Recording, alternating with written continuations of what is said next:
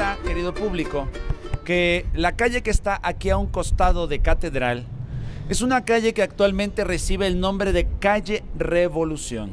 Bueno, habrán ustedes de saber que esa calle no siempre ha tenido ese nombre. Se cuenta, se dice, que en la época del Porfiriato, en esa calle, en la calle que está aquí a un costado de Catedral, vivía una hermosa joven. Esta muchacha estaba perdidamente enamorada de su prometido. El prometido era el maestro de la escuela. Este maestro estaba tan, pero tan enamorado de su prometida que se desviaba 4 cuadras del camino que iba de su casa a la escuela, solo para darle los buenos días a su amada. Se cuenta que este muchacho bajaba por esta calle que les digo que ahora se llama Revolución y le daba los buenos días a ella, pero no crean que llegaba y así de buenos días y ya se iba. No. Ellos tenían todo un ritual. Y ese ritual consistía en esperar a que terminen de sonar las campanas. ¿Sí se escucha? Bueno, yo sigo. Tienen prisa las señoras. Bueno, ese ritual consistía en que cada mañana pasaba por la bajada y cuando estaba llegando ya cerca del balcón de su amada, él silbaba una tonadita. A ver, caballeros, o alguien que me ayude a silbar, alguien que silbe bien.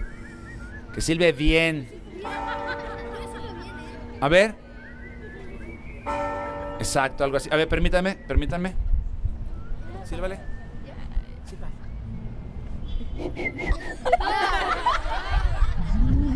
Como siempre ocurre. A la hora de la verdad, mexicano, ¿verdad? Sí. Por eso siempre perdemos en penales. Porque a la hora de la verdad, ¡ay! Bueno, miren, siempre pasa. Es maldición gitana. Bueno, ¿y ahora? Bueno, como les decía, ellos tenían un ritual y ese ritual consistía en que cada mañana él, cuando llegaba cerca del balcón de ella, silbaba y cuando ella escuchaba aquel silbido, salía al balcón. Pero no vayan a pensar que él volteaba de inmediato. No, hagan de cuenta que él silbaba, ella salía al balcón y entonces él, disimuladamente, se seguía de largo. Se daba su taco, como hay que ser, caballeros. Entonces, él hagan de cuenta que ella estaba ahí, suspirando por él. Y entonces él, casual, y ya que la castigaba un poco, volteaba. Y entonces ella, derramando miel por todos los poros del cuerpo, le lanzaba un beso de amor. Beso que él capturaba en el aire y luego lo guardaba aquí en la bolsa de la camisa junto al corazón. Y luego con ese beso de amor muy inspirado se iba a trabajar. Lástima que somos especie en peligro de extinción. Y entonces cuentan que, bueno, ellos estaban muy enamorados y ya tenían planes de boda y todo aquello. Pero ya había estallado la Revolución Mexicana, ya había iniciado la gesta por derrocar al dictador, a don Porfirio. Y bueno, él, que era maestro de los buenos, no de los de... Sí, no lo digo por la escuela, no, a ver, lo digo por los maestros de doña Elba. Esos no son maestros, ¿no? Bueno, entonces resulta que él que era maestro de los buenos, así como el profe...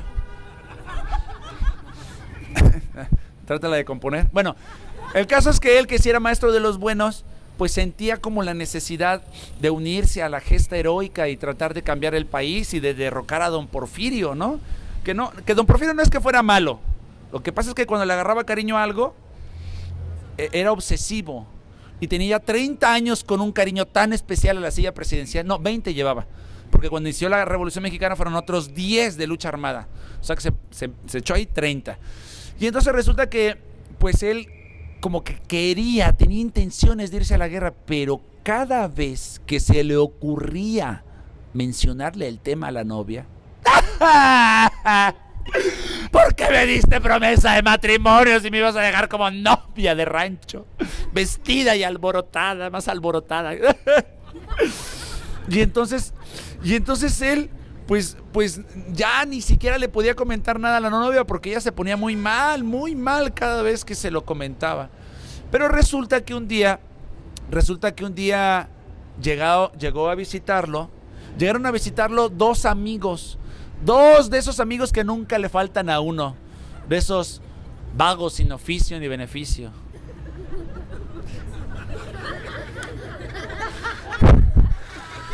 Creo que uno de ellos era músico y el otro hacía videos o algo así.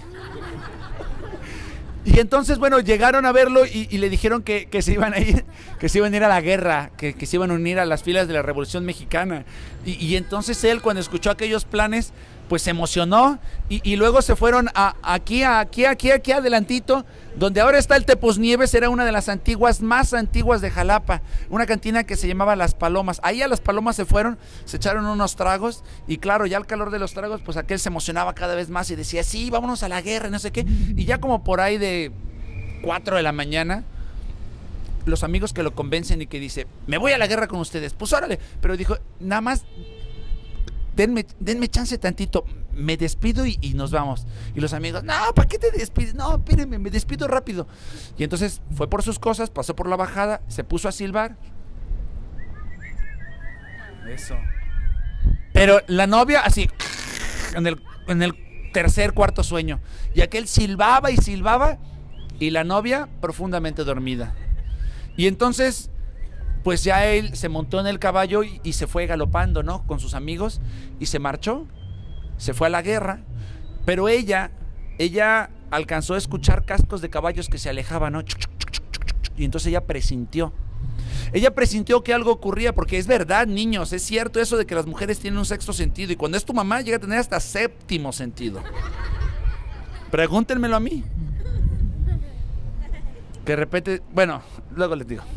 No, es que yo les puedo contar muchas anécdotas de mi sacrosanta madre, pero bueno, no es el momento el día de hoy, porque van a terminar traumados, pobrecitos, no hace falta. Y entonces resulta que, miren, luego termina uno convertido en cuentero. Vean lo que hacen, madres, vean. Bueno, el caso es que ella presintió que algo ocurría, así que esa misma mañana fue a buscarlo a su casa. En la casa no había nadie, estaba cerrada. Lo buscó en la escuela también cerrada. Y entonces ella se empezó a preocupar y lo empezó a buscar en la cárcel, en el hospital y por último en las cantinas. Y cuando vio que él no estaba ni en las cantinas, queridas mujeres, ¿qué fue lo que ella pensó? Ella sí piensa como mujer. Se fue con otra desgraciada piruja, cascos ligeros, zarampahuila, facilota, come cuando hay. Porque si es la otra, es todo eso y más, ¿sí o no? Ya sabía que iban a decir eso. Bueno, el caso es que ella se puso muy mal, se puso a llorar, andaba como alma en pena. La madre trataba de consolarla sin éxito alguno. Y dicen que semanas más tarde, desde el frente de batalla, llegaron cartas, llegó correspondencia a la ciudad de Jalapa. Y entre la correspondencia venía una carta para ella. Entonces ella, muy emocionada, abrió la carta, ¿no? Y empezó a leer. Y la carta decía: mi amor, perdóname. Ahí empezó así como, le empezaron a flaquear las piernas. Y la carta seguía diciendo, sí, porque las piernas no hablan. La carta seguía diciendo: amor mío, perdóname, muy pronto la guerra habrá de terminar y me regresaré y nos casaremos y seremos muy felices. Él pensaba que era cosa de 2 meses, no se imaginaba que se iba a llevar 10 años ahí. Y entonces en la carta le decía: mi vida, me fui a la guerra, no me fui con ninguna otra zarampahuila, facilota, come cuando hay. Desgraciada zarampahuila. Es que era su novia, sabía cómo pensaba. Y entonces en aquella carta él le seguía relatando que él ya había comprado un terrenito aquí en Coatepec y que en ese terrenito tenía un árbol muy alto del cual pensaba colgar un columpio para que ella se meciera por las tardes, y que junto a ese árbol él iba a construir una cabaña para que allí vivieran, y al terreno le iba a poner una cerca blanca. Vaya, ya tenía hasta el nombre del perro el muchacho. Y cuando ella leyó todos esos planes de vida en común, dijo: me quiere. me quiere y va a regresar y nos vamos a casar. Y entonces ella tomó una pluma, tomó una hoja y empezó a escribir: mi amor, te amo y te perdono. Y te esperaré hasta el último de mis días si es necesario. De esas ya no hay tampoco. Te vas por una torta y regresas y ya está. Bueno, olvídenlo. El caso es que ellos empezaron a estar en contacto a través de las cartas, y cartas iban y venían, y ella iba alimentando su corazón con la esperanza de volver a ver al hombre que ella amaba tan profundamente. Cuentan que fue pasando el tiempo, fueron pasando los meses, y ella seguía alimentándose con la esperanza de ver a ese hombre que ella amaba tanto. Y así fueron pasando los meses hasta que de repente, una fría y húmeda mañana de mayo, ella recibió una carta. La carta no la escribía su prometido, sino el capitán de su regimiento, que era el único otro hombre en aquel lugar que sabía leer y escribir. El capitán le narraba en aquella misiva que su prometido acababa de morir en el campo de batalla, tratando de rescatar a uno de esos amigos que estaba herido de una pierna. Y entonces el prometido se metió al campo de batalla y lo venía sacando, cuando de repente cayó una bala de cañón. Y no, ¿para qué les cuento? Era como tratar de armar un rompecabezas. No se sabía qué pierna era de cada quien, ni qué brazo era cada cual. No, la carta no decía todo eso. No hace falta. No, imaginen, no. Yo se los cuento como chisme, ¿ven? Se los cuento así como la anécdota, ¿ven? Uno que está bien informado, pero la carta no tenía tanta información. La carta lo único que decía era eso, que él había muerto como un héroe en el campo de batalla. Y entonces ella se puso como una loca, rompió la carta, empezó a arrojar todo lo que era arrojadible. Acabo de inventar una palabra, arrojadible. Es horrible. Es una mezcla entre algo que es horrible y arrojable. Arrojadible. Todo lo arrojadible lo empezó a arrojar. Es increíble la cantidad de cosas que digo. Esperen, es que a veces hasta yo me sorprendo de mí mismo. Sí, señora, aunque usted no lo crea.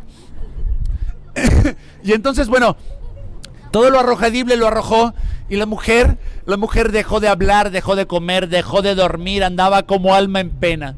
Lo peor de todo era que en algunas tardes se salía al jardín y se ponía a platicar con el novio, que como si lo tuviera ahí frente a ella y como si pudiera acariciar sus cabellos. Se dice que lo peor de todo, el colmo de aquella situación, fue una mañana en que la madre salió a comprar víveres al mercado. La criada, viendo que la mamá no se encontraba, pues aprovechó para ir a visitar al lechero. Y entonces la muchacha al verse sola, se metió al cuarto de la madre. Ya todo el mundo lo entendió, relájate. No hace falta que le haga así, ya todo el mundo lo entendió. Me dice, lechero, sí, ya todos lo entendimos, ya. Y entonces la muchacha entra al cuarto de la madre, abre el ropero, y cuando abre el ropero ve el vestido de novia con el que se casó su mamá. Se lo pone, le queda perfecto. La muchacha tenía el mismo cuerpo de su mamá cuando se casó. Y entonces luego se fue al jardín, armó un ramito de jazmines, se puso el velo en el rostro, y la muchacha salió de la casa y empezó a caminar por esa calle. Y a todo aquel que se encontraba en el camino le decía: ¿no has visto a mi novio, a mi prometido? Muy pronto regresará de la guerra y nos casaremos y seremos muy felices. Esa era la cara que ponía la gente. La cara de: esta vieja está loca, será peligrosa.